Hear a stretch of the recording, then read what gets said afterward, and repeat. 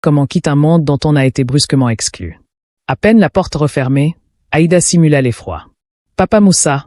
cria-t-elle en traversant la maison, la voix étranglée. « Mes bijoux.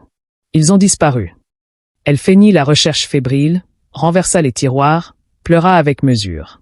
Puis, d'un geste paniqué, elle ajouta. « C'est Boubacar, il est le seul qui est sorti. Je dois le suivre. » Papa Moussa, secoué, retint son épouse d'un mouvement. « Non. Attends, » dit-il, la voix tremblante. « J'appelle la police. » Il composa le numéro, parlant d'une voix basse mais ferme. En quelques minutes, des policiers étaient devant la maison, puis ils prirent la route vers le domicile de Boubacar, Aïda à leur côté, déterminée. Devant la petite porte de son logement, la scène prit l'allure d'un supplice public. Voisins, femmes au regard curieux, enfants qui détournaient les yeux.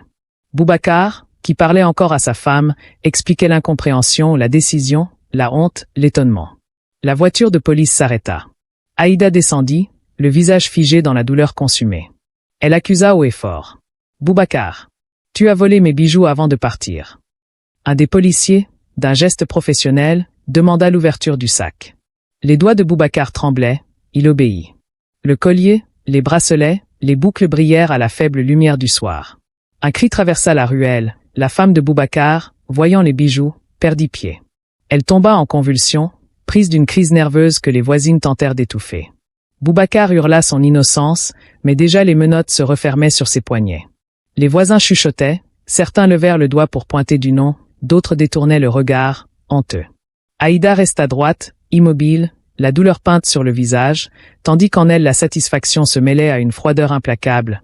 Tout s'était déroulé comme prévu.